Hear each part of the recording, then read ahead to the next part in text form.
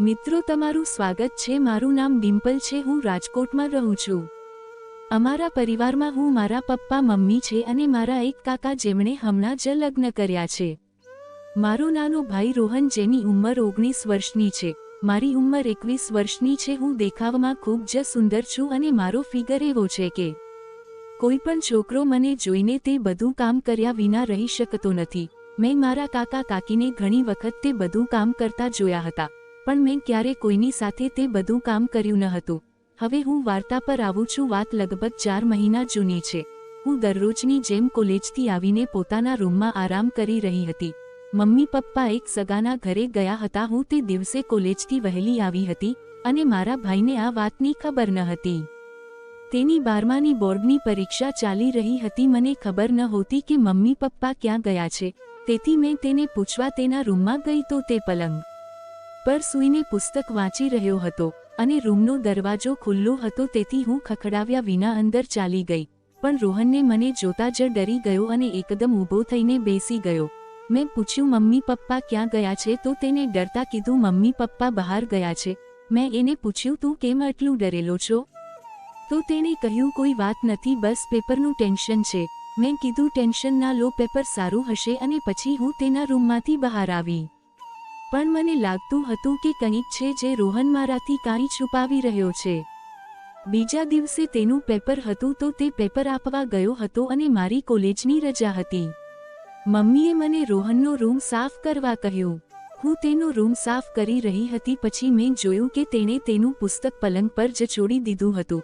તેથી મેં પુસ્તક લીધું અને તેને અલમારી પર મૂકવા લાગી, ત્યારે તેમાંથી એક બુક નીચે પડી ગઈ અને હું તો બુક જોઈને આશ્ચર્યચકિત થઈ ગઈ।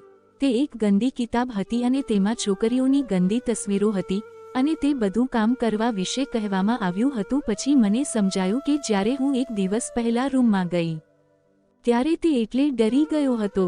પહેલા તો મને બહુ વિચિત્ર લાગ્યું, પછી મેં વિચાર્યું કંઈ વાંધો નહીં, મેં આ વિશે કોઈને કંઈ કહ્યું નહીં, પરંતુ મારા મનમાં મારા ભાઈ રોહન માટે લાગણીઓ બદલાવા લાગી। અહીં અમારી છોકરીઓ માત્ર સૂટ જ પહેરે છે, તેથી હવે મેં રોહનની સામે દુપટ્ટા વગર જવાનું શરૂ કરી દીધું। હું પણ તેને જોવા માંગતી હતી। હવે મને મજા આવવા લાગી, પણ ત્યાં સુધી મારા મનમાં એ બધું કામ કરવાનો ઈરાદો નહોતો। પછી એક દિવસ અચાનક કોઈ સંબંધીનું અવસાન થયું તો મમ્મી પપ્પાને ત્યાં જવું પડ્યું।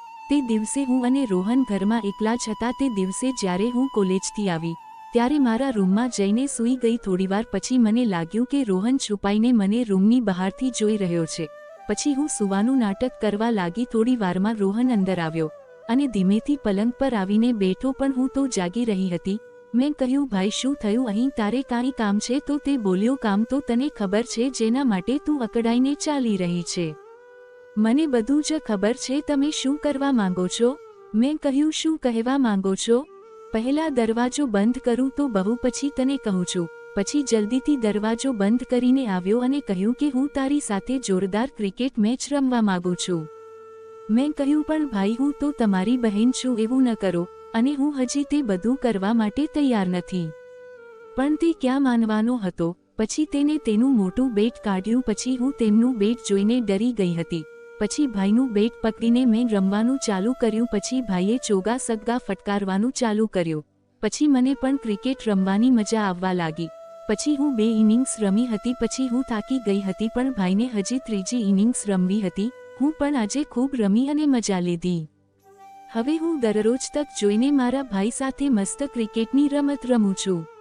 મિત્રો, તમને વાર્તા ગમી હોય તો તમારા મિત્રો સાથે શેર કરજો અને વિડીયો લાઇક કરજો અને ચેનલને સબસ્ક્રાઇબ કરજો। અને આ વાર્તા ફક્ત કાલ્પનિક છે, તેને સત્ય હકીકત સાથે કાંઈ લેવા દેવા નથી। ધન્યવાદ।